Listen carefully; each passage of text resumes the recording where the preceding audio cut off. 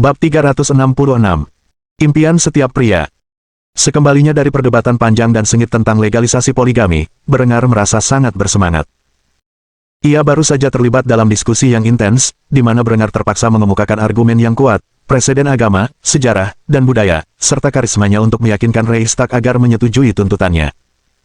Akhirnya, ia berhasil meyakinkan Kongres kini, yang dibutuhkan hanyalah RUU tersebut masuk ke Senat, untuk kemudian dikirim ke mejanya untuk disetujui. Saat itu, ia mulai memahami perlunya mengadakan konvensi konstitusional guna menyempurnakan proses yang telah ia rancang guna mengurangi beban kerjanya. Namun, kini saatnya merayakan, karena itu, ia kembali ke istana, di mana ia terkejut melihat hanya dua orang yang menyambutnya. Henrietta dan Veronica hadir, tetapi ketiga istrinya tak terlihat. Berengar memeluk adik perempuannya sebelum menanyakan keberadaan para wanitanya. Henrietta, senang bertemu denganmu, katakan padaku, di mana yang lainnya? Henrietta langsung tersipu saat memikirkan pemandangan yang dilihatnya tadi. Ia menyaksikan Linde dan Honoria menggendong Adela menaiki tangga dan masuk ke ruang harem, karena itu, ia tak merahasiakan informasi itu dari kakak laki-lakinya yang tercinta. Kurasa mereka semua ada di ruang harem. Berengar terkejut mendengar hal ini, karena Adela belum pernah menginjakkan kaki di ruangan tempat ia biasa bermesraan dengan kedua kekasihnya. Karena itu, ia mencium kening gadis itu sebelum pergi ke kamar harem. Sesampainya di pintu kamar favoritnya di istana, Berengar menyadari bahwa pintu-pintu itu tertutup tetapi tidak terkunci, karena itu, ia diam-diam membuka pintu dan mulai menyelidiki. Asap mengepul di udara, menandakan bahwa Linde dan Honoria telah menghisap hokahnya tanpa dirinya, namun meskipun demikian, ia tidak melihat seorang pun perempuan di dalam ruangan itu. Baru setelah ia memasuki kamar tidur dan melihat ketiga wanitanya terbaring telanjang dan dirajam di tempat tidur, Berengar akhirnya mulai menceritakan apa yang telah terjadi. Namun, sebelum ia sempat bertanya apa sebenarnya yang sedang dilakukan ketiga wanita itu ketika ia pergi, mereka menerkamnya, menyeretnya ke tempat tidur, dan menelanjanginya. Baru setelah Berengar berbaring telanjang di tempat tidur, dikelilingi tiga wanita cantik, ia menyadari apa yang sedang terjadi. Ia hendak berbicara ketika Linde memasukkan pipa kaca ke mulutnya dan menyalakannya, memaksa Berengar untuk menghisap hash yang ada di dalamnya. Setelah menghisap cukup banyak, ia mulai rileks dan tidak khawatir tentang apa yang akan terjadi selanjutnya. Adela, Linde, dan Honoria berkumpul di dekat selangkangannya sambil mulai menjilatinya bersama-sama seolah-olah itu adalah suguhan terlezat di dunia. Adela memimpin dan mulai memasukkan penisnya ke tenggorokannya sementara Linde menekan kepalanya ke batang penisnya yang besar. Sementara itu, Honoria mulai mengaitkan lidahnya dengan lidah Berengar.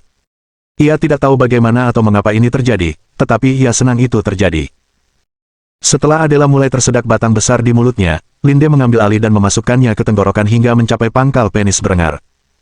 Saat melakukannya, Adela beralih menjilati karungnya di bawahnya. Ketiga gadis itu bertukar peran untuk beberapa saat hingga akhirnya Berengar menyebarkan benihnya ke seluruh wajah mereka yang bak malaikat. Meskipun baru saja selesai, ia masih bersemangat untuk pergi, dan karena itu, para gadis itu langsung menunjukkan bokong mereka agar Berengar dapat memilih siapa yang paling ia inginkan. Bagi Berengar, pilihannya jelas, siapapun yang ada di tengah, yang kebetulan adalah Adela.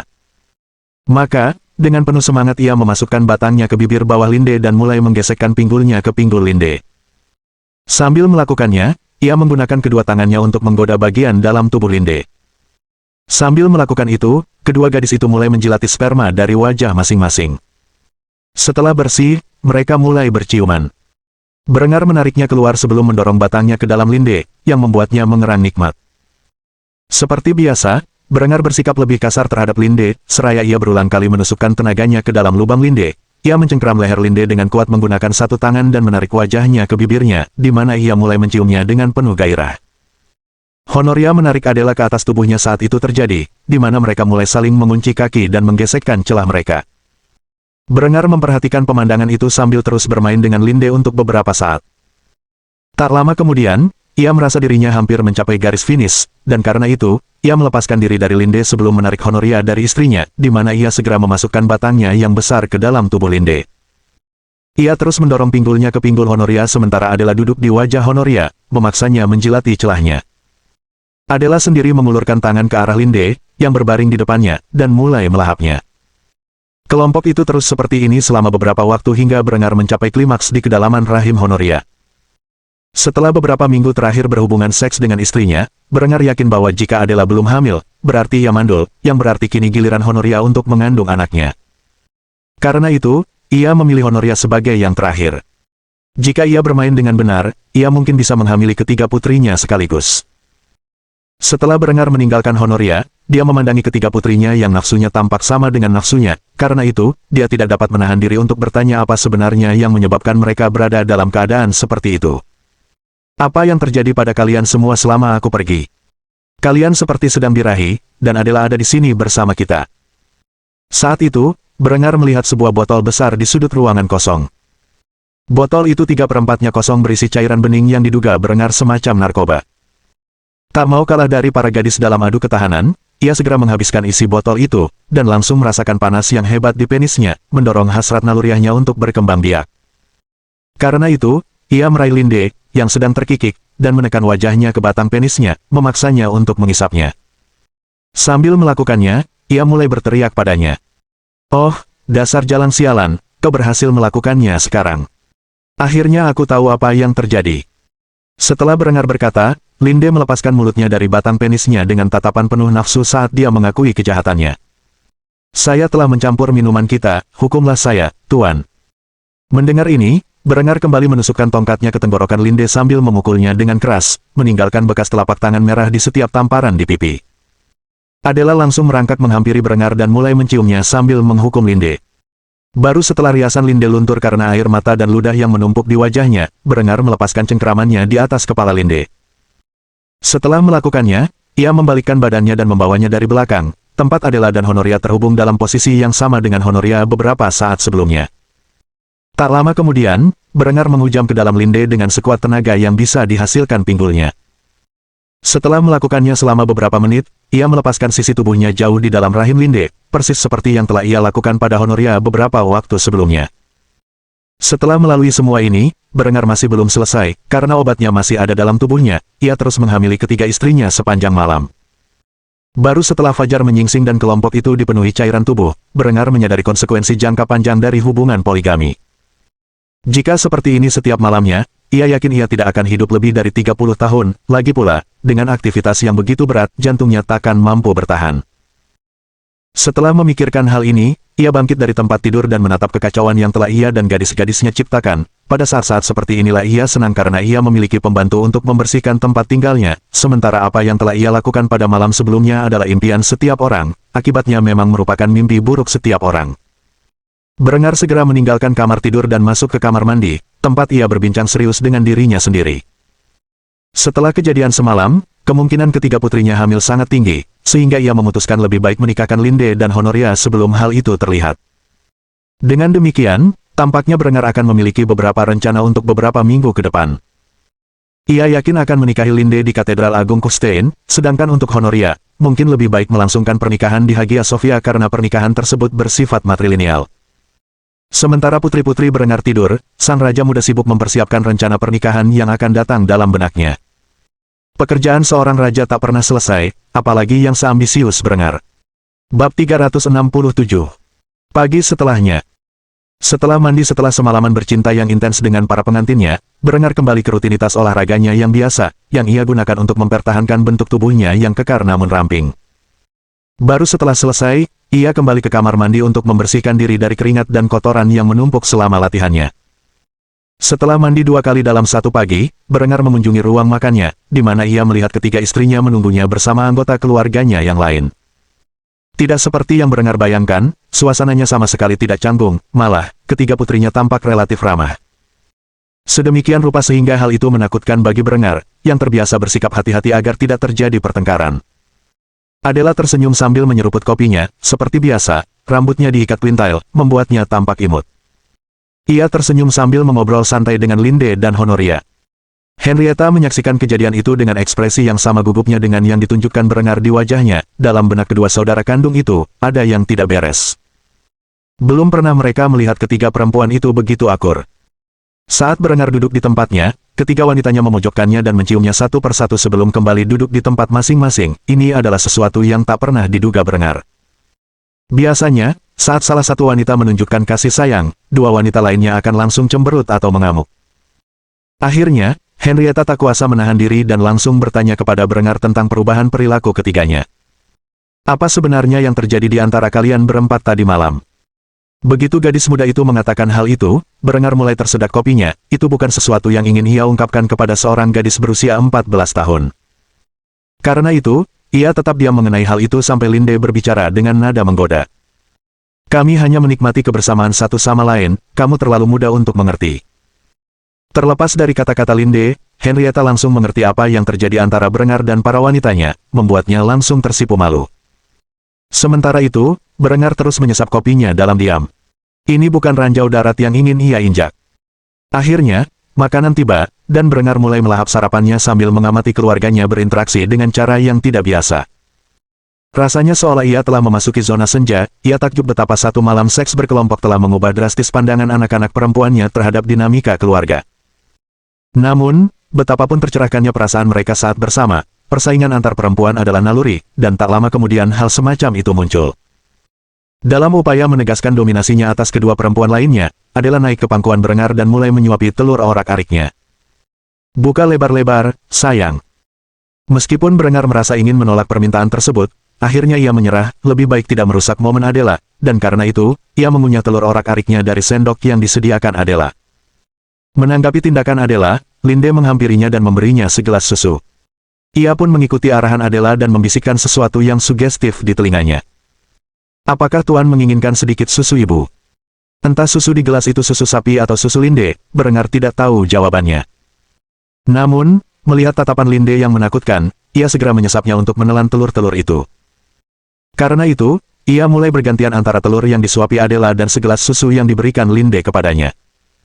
Honoria sendiri punya ide licik, sang putri muda segera memasang wajah kekanak-kanakan dan mengajukan permintaan kepada Berengar.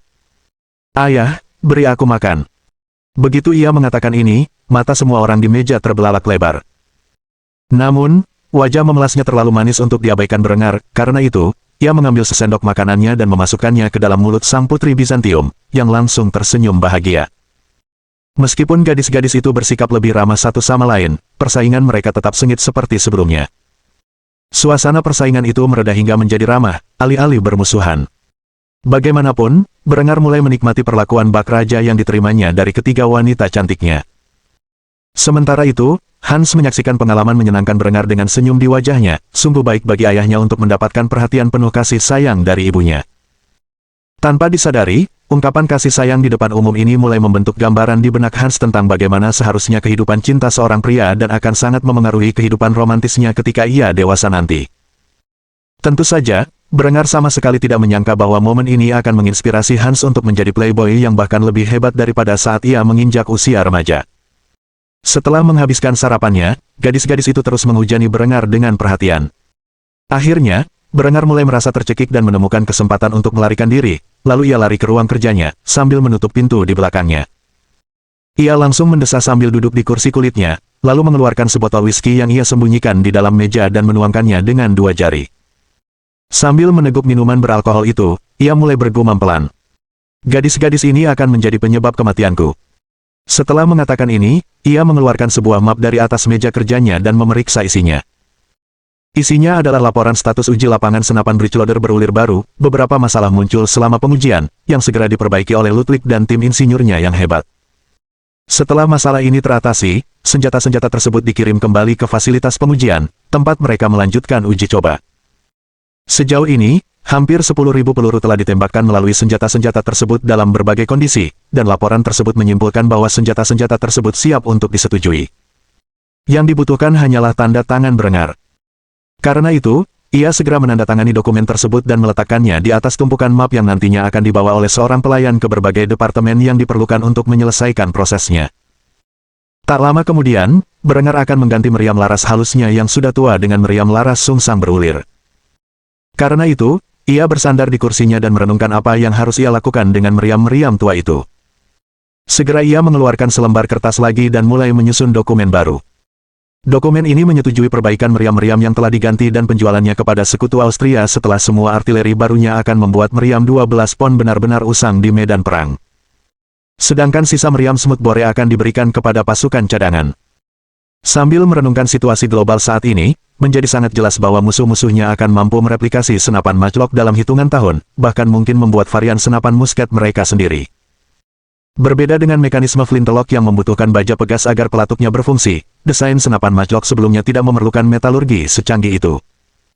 Mata-matanya telah melaporkan bahwa Uni Iberia dan Gereja Katolik sedang berupaya merekayasa ulang arkebus. Dengan pemikiran ini, Berengar mulai merancang formulir baru, yang mewajibkan produsen senapan matchlock untuk dijual kepada sekutu Austria. Sudah saatnya ia meningkatkan perlengkapan Granada dan Bizantium. Mengenai desain sebenarnya dari senapan matchlock, ia akan menyerahkannya kepada Ludwig, dengan mempertimbangkan apa yang dapat ia buat di waktu luangnya saat ini. Senjata api primitif seperti itu akan mudah dibuat oleh lelaki tua itu. Waktu semakin menipis, tak lama lagi, Berengar harus mengirimkan pasukan untuk campur tangan dalam rekonkuista yang sedang berlangsung, sembari memajukan industrinya di dalam negeri. Sementara rel kereta api sedang dibangun dan pabrik-pabrik senjata sedang dilengkapi dengan mesin-mesin terbaru, bentuk-bentuk usahanya yang lain justru tertinggal. Namun, untuk saat ini, ia tidak bisa berbuat apa-apa. Mesin uap baru perlu diciptakan untuk memekanisasi industri-industrinya yang lain. Untuk sementara, ia hanya bisa duduk diam dan menunggu hingga kota-kota manufakturnya mengikuti inovasi teknologi terbaru. Berengar bersandar di kursinya dan bersantai sejenak, memikirkan masa depan. Ia punya waktu 5 bulan untuk mempersiapkan perang di Granada, dan paling lama, 5 tahun untuk mempersiapkan perang salib melawannya. Ia bertanya-tanya apakah ia akan sepenuhnya mengindustrialisasi wilayahnya antara sekarang dan nanti. Sambil merenungkan hal ini, Berengar mulai mengistirahatkan matanya. Ia akan tertidur tak lama kemudian, mengakhiri harinya lebih awal. Lagi pula, ia hanya tidur sangat sedikit sepanjang minggu lalu, terutama malam sebelumnya. Ketika ia akhirnya terbangun, hari sudah larut malam. Bab 368. Pistol dan piano.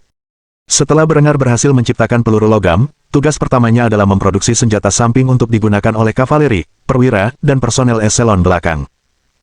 Sebagai permulaan, pistol flintlock yang saat itu mereka produksi sudah sangat usang dibandingkan dengan senjata-senjata lain yang diberikan kepada tentara kerajaan Austria. Terus terang, Berengar tidak lagi mempercayai pistol flintlock miliknya untuk melindungi nyawanya. Meskipun mulai sekarang ia tidak lagi mengambil peran di garis depan, ia tetap menginginkan senjata multi tembakan untuk membela diri jika diperlukan. Karena itu, Berengar segera mulai merancang senjata tersebut. Mengingat ia telah merancang dan bahkan mulai memproduksi peluru 38 Special, sekaranglah saat yang tepat untuk memperkenalkan revolver servis yang sesungguhnya.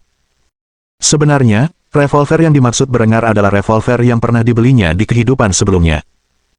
Ia tidak berasal dari keluarga kaya pada masa itu, dan juga tidak terlalu makmur di masa dewasanya. Karena itu, ia lebih banyak membeli senjata-senjata langka yang surplus. Salah satu senjata ini adalah revolver yang sangat ia sayangi. Desain revolver yang ia bayangkan didasarkan pada revolver Ordnance Swiss 1929 dari masa lalunya, yang merupakan penyempurnaan dari desain asli tahun 1882. Perbedaan utama antara revolver ini dan yang digunakan oleh orang Swiss di masa lalu Berengar adalah versi ini ditingkatkan skalanya untuk menggunakan cartridge 38 Spece. Berengar menggunakan desain revolver aksi ganda yang mengesankan ini sebagai dasar untuk apa yang kemudian ia sebut sebagai revolver dinas 1422. Setelah merancang revolver dinas ini, Berengar menyadari bahwa revolver tersebut tidak cocok untuk dibawa secara tersembunyi. Oleh karena itu, ia mengembangkan revolver J-frame berhidung pesek berdasarkan Smith & Wesson model 36 untuk operasi rahasia seperti agen lapangannya. Ia menamai revolver kecil ini sebagai revolver agensi 1422. Setelah merancang dua revolver yang berbeda, Berengar mengirimkan cetak birunya kepada Ludwig untuk memproduksi beberapa senjata untuk uji coba militer dan kepolisian. Ia ingin revolver-revolver ini segera diterjunkan agar jika ia terpojok di medan perang, ia memiliki cara yang efisien untuk membela diri selain menggunakan pedangnya. Setelah mengirimkan cetak biru ini ke departemen terkait, Berengar memutuskan untuk beristirahat dari pekerjaannya. Karena itu, ia mulai menjelajahi istana kerajaan, mencari seseorang untuk menghibur dirinya. Setelah beberapa saat, ia mendapati Adela memainkan alat musik baru yang telah ia ciptakan di lini masa ini. Berengar bukanlah seorang musisi, sehingga ia harus melakukan uji coba yang serius untuk menciptakan kembali alat musik gesek dari kehidupan masa lalunya. Di antara alat-alat musik tersebut terdapat piano, biola, cello, gitar, dan lain-lain. Meskipun tidak memiliki pengetahuan sedikit pun tentang cara memainkan alat-alat musik tersebut, Adela, yang memang seorang jenius dalam bidang musik, dengan cepat beradaptasi dengan alat-alat musik baru tersebut dan jatuh cinta pada alat-alat musik tersebut. Saat itu, Adela sedang memainkan grand piano, dan seperti biasa, ia asyik bermain piano, tanpa menyadari pendekatan Berengar. Berengar duduk santai dan mendengarkan malaikat kecilnya memainkan lagu yang sangat menyentuh jiwa. Selagi ia bekerja keras membangun era industri di Kufstein dan seluruh Austria, ia mendelegasikan tanggung jawab penting terkait karya budaya kepada Adela, yang tampaknya memiliki bakat untuk hal-hal semacam itu. Ia memastikan Adela tidak pernah bekerja terlalu keras dan menikmati hobi pribadinya. Salah satu kegiatan tersebut adalah pekerjaannya sebagai musisi. Saat ini, Adela mengenakan gaun biru pastel dengan rumbai putih di sekitar dada, lengan, dan ujung gaun. Gaun ini dirancang mengikuti tren mode yang umum di era Edwardian di masa lalunya. Berengar mendengarkan suara itu dengan takjub, ia selalu menyukai piano tetapi tak pernah mampu membelinya sendiri, dan karena itu, ia sangat menyesali kenyataan bahwa ia belum pernah belajar memainkan instrumen yang begitu indah dan elegan. Setelah Adela menyelesaikan lagunya, ia mendengar tepuk tangan kecil, yang sangat mengejutkannya. Ia sungguh tersentuh ketika melihat suaminya tersenyum padanya, dengan air mata kecil mengalir di satu-satunya mata sehatnya. Tentu saja, Berengar tidak hanya bertepuk tangan dan segera menghampiri gadis itu, di mana ia mengungkapkan pendapatnya yang tulus. Hebat sekali, setiap kali aku mendengarmu memainkan alat musik, aku benar-benar bersyukur bahwa aku masih hidup, tidak mati membusuk di gurun terpencil di sudut dunia yang terkutuk. Adela terkekeh menanggapi pujian Berengar, ia tidak tahu bahwa yang dimaksud Berengar adalah kematiannya yang malang di kehidupan sebelumnya. Karena itu, ia memberi isyarat agar Berengar duduk di sebelahnya, dan Berengar pun dengan senang hati menurutinya. Setelah itu, ia mengomentari ketidakmampuan Berengar memainkan alat musik ciptaannya. Bagaimana mungkin kamu bisa membuat alat musik yang begitu hebat, tetapi tidak tahu sedikit pun cara memainkannya? Berengar terkekeh menanggapi hal ini sebelum menanggapi pertanyaan Adela. Kurasa aku punya bakat di bidang teknik, tapi tidak di bidang seni. Lagi pula, aku tak pernah cukup beruntung diberi hak istimewa memiliki alat musik. Adela terkejut mendengar hal itu dan langsung meminta klarifikasi. Keluarga Anda tidak pernah punya alat musik di rumah Anda. Berengar segera menyadari bahwa ia telah keceplosan dan sekali lagi merujuk pada kehidupan masa lalunya, dan karena itu, segera mengoreksi pernyataannya. Yang ingin kukatakan ialah aku tidak pernah punya guru yang bisa memahamiku. Adela terkikik ketika mendengarnya, setelah itu, ia mulai memberi instruksi kepada Berengar untuk mengikuti jejaknya. Ulurkan tanganmu seperti ini. Karena itu, ia perlahan mulai memperkenalkan Berengar pada semua tuts piano dan posisi yang dibutuhkannya untuk meletakkan jari-jarinya agar dapat memainkan alat musik itu dengan benar. Setelah beberapa jam belajar, Berengar akhirnya mendesah lelah, ia tidak menyangka bahwa belajar bermain piano itu begitu sulit. Namun, Adela tetap tersenyum manis, tidak setiap hari teman dan keluarganya tertarik pada hobinya.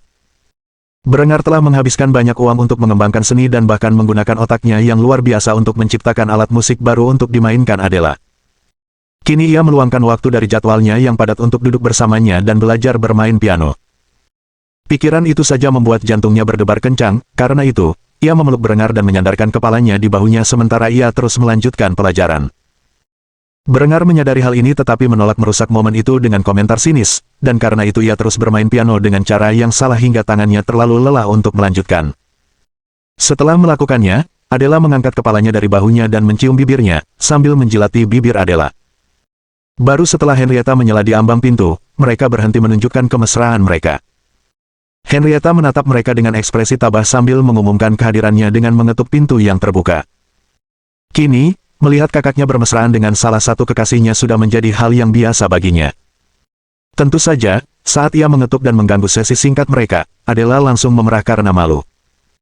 Berengar mendongak ke arah Henrietta dan mengajukan pertanyaan dalam benaknya dengan sikap setenang mungkin, lagi pula, dia tidak begitu senang bahwa dia dan Adela diganggu saat segalanya berjalan lancar. Henrietta, adikku sayang, ada apa? Henrietta segera menunjuk jam kakek tua di sudut ruangan dan menggumamkan satu kata. Makan malam. Setelah itu, ia meninggalkan Berengar dan Adela sendirian.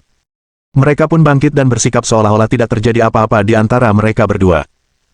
Berengar segera mengulurkan tangannya kepada Adela sambil tersenyum ramah, menanyakan pertanyaan yang ada di benaknya. Baiklah, akankah kita pergi? Adela membalas senyumnya dengan anggukan pelan sebelum menggenggam tangannya dan mengikutinya ke ruang makan. Saat mereka tiba, yang lain sudah hadir dan menunggu kedatangan kepala keluarga. Mereka akan menikmati hidangan lezat bersama sebagai keluarga selama masa-masa damai yang dihadapi kerajaan Austria.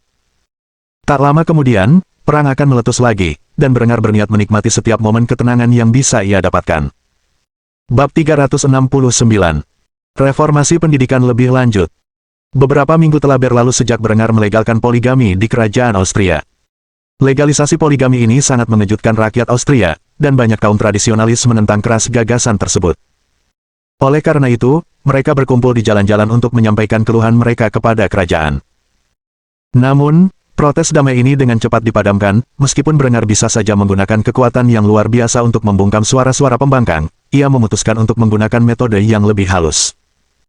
Ia telah memberdayakan gerakan tandingan yang terdiri dari para pemuda dan pemudi yang menganut gaya hidup tersebut untuk mengusir para orang tua dari jalanan dan mempermalukan mereka karena tidak patriotik.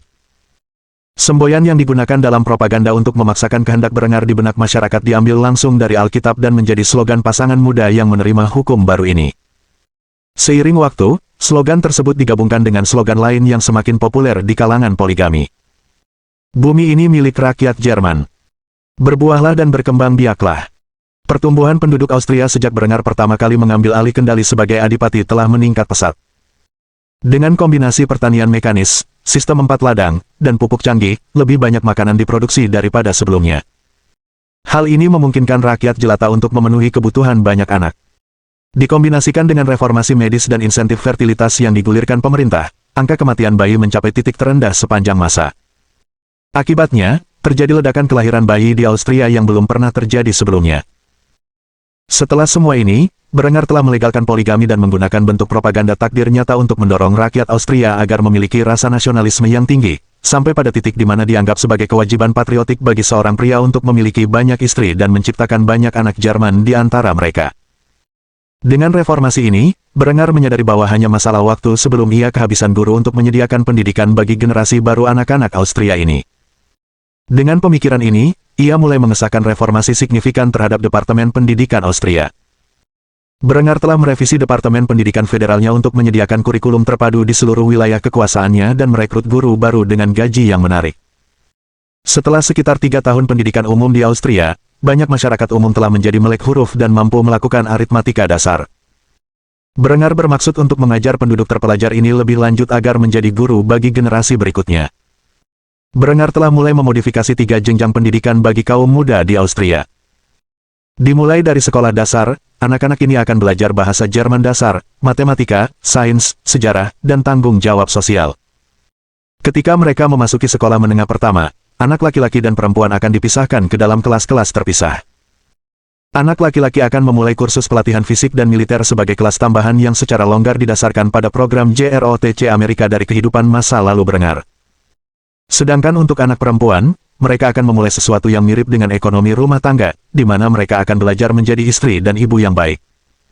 Mereka juga akan menjalani pelatihan fisik terpisah, tentu saja, bukan hanya kelasnya yang dipisahkan berdasarkan jenis kelamin, tetapi juga instrukturnya.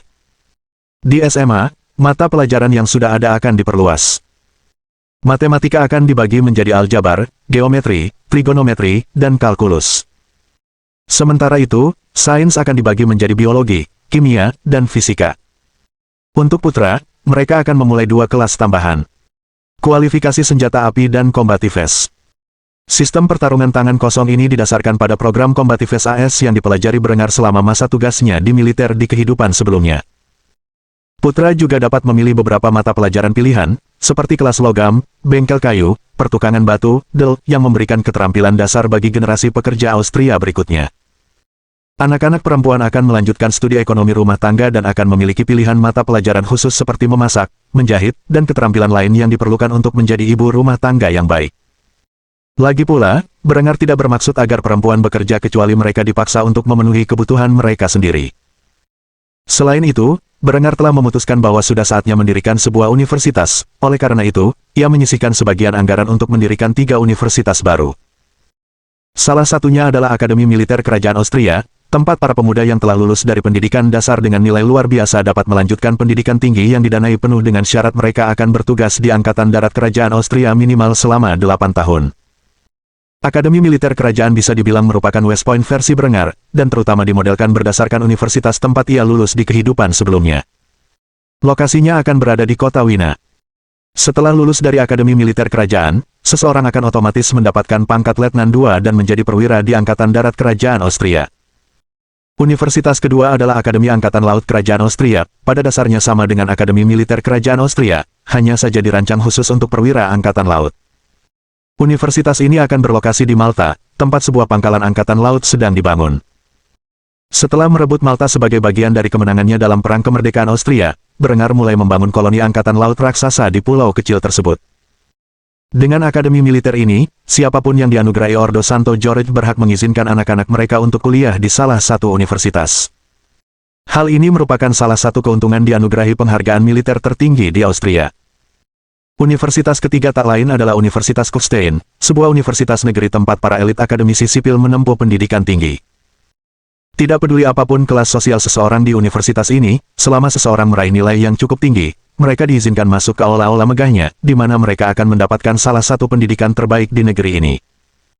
Setelah Berengar selesai menyusun berbagai rencana yang dibutuhkan untuk merombak sistem pendidikannya dan memastikan generasi mendatang dibekali dengan pengetahuan yang dibutuhkan untuk melestarikan dan memajukan peradaban yang akan ditinggalkannya, ia bersandar di kursinya dan mendesah. Saat ia melakukannya, ia melihat Adela telah menyelinap ke ruang kerjanya dan berdiri di sampingnya dengan secangkir kopi hangat di tangannya. Seperti biasa, Adela selalu ada untuk membantunya sebisa mungkin. Berengar menerima hadiah itu dengan penuh syukur dan mulai menyesap minuman itu, yang memberikan tambahan energi yang sangat dibutuhkannya untuk mengisi cadangan energinya yang terkuras. Setelah itu, ia mengucapkan terima kasih yang tulus kepada istri mudanya. Terima kasih, Adela, segalanya jadi jauh lebih mudah sejak kita menikah. Aku nggak tahu gimana aku bisa menyelesaikan semua pekerjaan ini tanpamu. Adela tersenyum dan duduk di pangkuan Berengar sambil menyeruput kopinya, ia langsung menyandarkan kepalanya di dada Berengar, lalu mengangguk kecil. Meskipun hubungannya dengan gadis-gadis Berengar yang lain cenderung kompetitif, ia tak pernah sebahagia ini. Saat itu, ia mengungkapkan beberapa informasi yang sudah diduga Berengar. Berengar, cintaku. Berengar mengalihkan pandangannya dari cangkir kopinya ke mata safir yang dalam milik istri mudanya, yang menatapnya dengan ekspresi serius. Ia tersenyum lembut sambil mengelus kepala istrinya sebelum mendorongnya untuk melanjutkan pikirannya. Ya, sayang. Adela memainkan dada Berengar dengan menusuknya beberapa kali sebelum mengungkapkan pikirannya. Saya hamil. Menanggapi hal ini, Berengar tersenyum dan mencium istri bidadarinya dengan penuh gairah. Dia benar-benar mulai khawatir kalau Adela tidak subur. Lagi pula, sudah lebih dari sebulan sejak mereka pertama kali menikah, dan Adela belum memberitahunya tentang masalah seperti itu. Berengar bisa merasakan jantungnya berdebar kencang saat memikirkan arti semua ini. Meskipun ia sudah memiliki 2 anak dengan Linde, ia belum memiliki satu pun dengan Adela, Ratu Austria saat ini. Ketika ia akhirnya menikahi Linde dan Honoria, Adela akan menjadi Ratu Agung, dan karenanya, akan sangat canggung jika ia tidak memiliki anak sebelum itu. Setelah bermesraan beberapa saat, Berengar melepaskan lidahnya dari bibir Adela dengan senyum lebar. Setelah itu, ia tersenyum dan membelai rambut pirang keemasan Adela sambil mengucapkan kata-kata yang ia tahu ingin didengar Adela. Saya akan berdoa agar dia menjadi anak laki-laki luar biasa yang layak mewarisi tahta saya. Adela terkikik sebelum mengungkapkan pikirannya tentang masalah tersebut. Lucu. Aku rasa aku belum pernah melihatmu berdoa sebelumnya. Begitu Berengar mendengar ini, ia menatapnya dengan tatapan penuh tanya. Ia tahu wanita itu seorang reformis yang taat, tetapi ada makna tersirat yang mendalam dalam nada bicaranya saat mengatakan ini. Sebelum ia sempat bertanya apa maksudnya, wanita itu mencium bibirnya sekali lagi sebelum mengungkapkan hasratnya yang paling dalam. Aku bersumpah, sebelum kita meninggalkan dunia ini, aku akan menyelamatkan jiwamu, Berengar. Jika itu hal terakhir yang kulakukan, aku akan memastikan kau selamanya tinggal di surga bersamaku. Setelah berkata demikian, ia bangkit dari pangkuan Berengar dan meninggalkan ruang kerja, meninggalkan Berengar yang dipenuhi segudang pertanyaan tentang bagaimana ia bisa menyelinap di dekatnya. Ia sadar bahwa Berengar bukanlah seorang ateis sejati, meskipun demikian, ia tidak tampak kesal, sebaliknya, ia tampak gembira seolah-olah fakta bahwa Berengar seorang ateis memberinya tujuan untuk dinantikan. Untuk pertama kalinya setelah sekian lama, Berengar merenungkan hakikat kekuatan ilahi yang telah membawanya ke dunia ini. Jika Tuhan dan surga benar-benar ada, lalu bagaimana ia bisa bereinkarnasi ke dunia ini setelah kematian mendadak di kehidupan sebelumnya?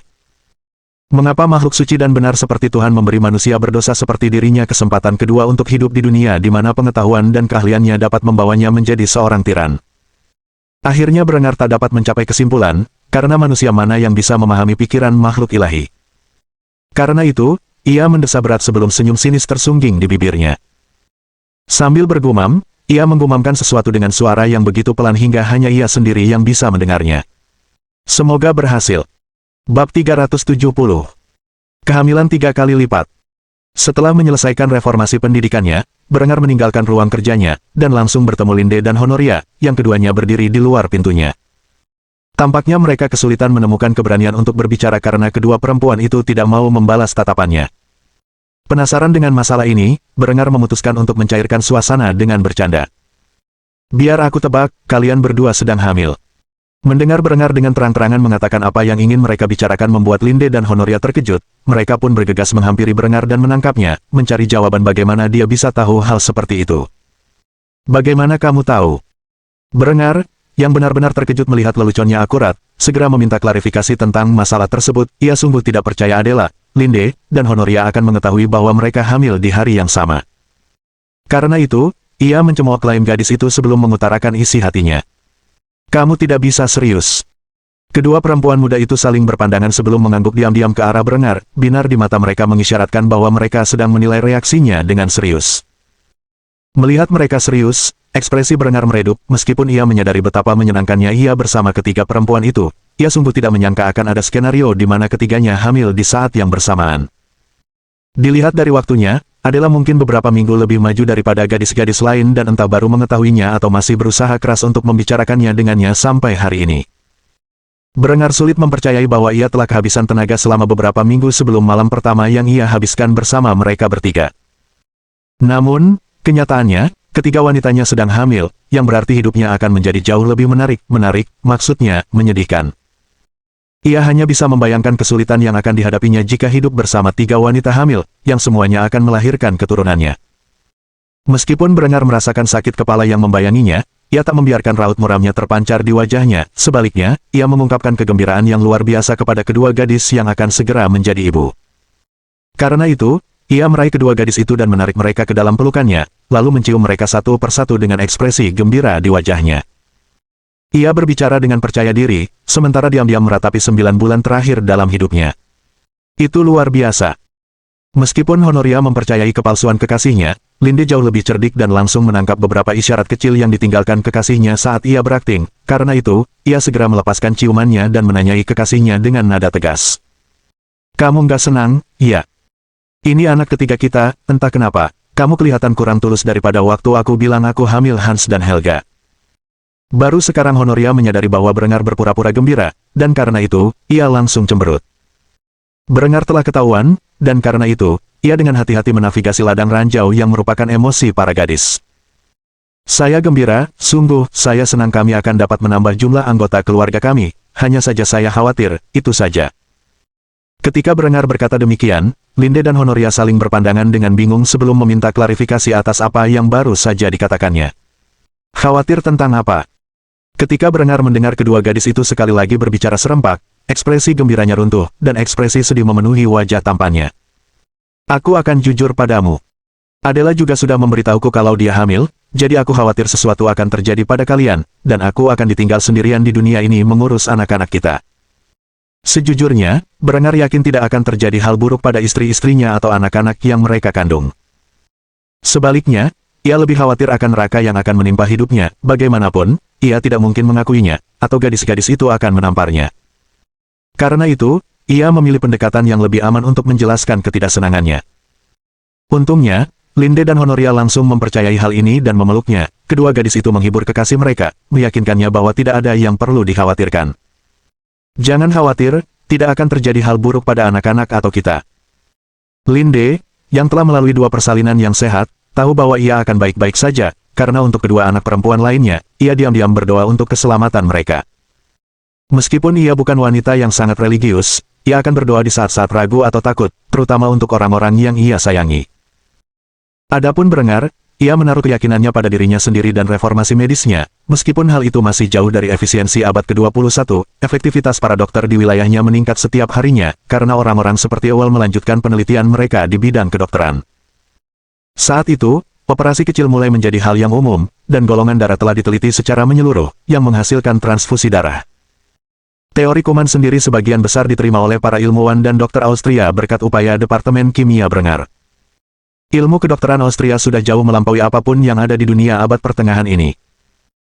Dengan pemahaman Berengar yang terbatas tentang anatomi, biologi, dan kimia, yang tidak lebih dari pemahaman lulusan perguruan tinggi lain di bidang teknik, ia telah meningkatkan pengetahuan para profesional medis secara signifikan, yang kemudian meneliti lebih lanjut bidang mereka masing-masing dengan perangkat yang diberikan Berengar. Kumpulan profesional yang terdidik dan bersemangat ini membuat Berengar yakin dapat mencegah komplikasi serius selama kehamilan ketiga istrinya. Tuhan, siapakah dia? Seorang lelaki tua yang hidup di awan yang dipuji atas segalanya, meskipun tidak melakukan apapun. Berengar dan revolusi ilmiahnya lah yang patut disyukuri atas rendahnya angka kematian bayi. Kendati demikian, Berengar hanya menerima pelukan penuh kasih dari kedua kekasihnya, ia tidak akan pernah membiarkan sesuatu terjadi pada mereka. Jika Tuhan memang ada dan memutuskan untuk mencuri kedua mempelai darinya, maka Berengar akan menemukan cara untuk berperang melawan surga untuk merebut mereka kembali. Berengar tersenyum sambil memikirkan masa depan, meskipun 9 bulan ke depan mungkin terasa seperti neraka baginya sebagai seorang pria, pada akhirnya ia akan menanggungnya. Dengan pikiran inilah ia meraih tangan Linde dan Honoria, lalu menuntun mereka ke ruang makan.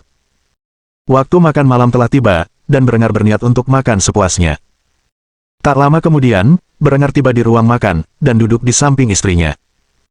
Honoria sangat manja dan enggan meninggalkannya, karena itu, ia duduk di pangkuan Berengar dan memeluknya erat-erat sementara Berengar menyuapinya, entah kenapa, ia senang dimanja seperti itu. Tindakan itu membuat kedua wanita lain di sampingnya marah, tetapi sebelum mereka sempat berkomentar, Berengar sudah angkat bicara. Baiklah, karena kalian bertiga sedang hamil, kurasa kita harus menyelenggarakan pernikahannya secepat mungkin. Lagi pula, lebih baik tidak menimbulkan kontroversi mengenai keabsahan anak-anak ini.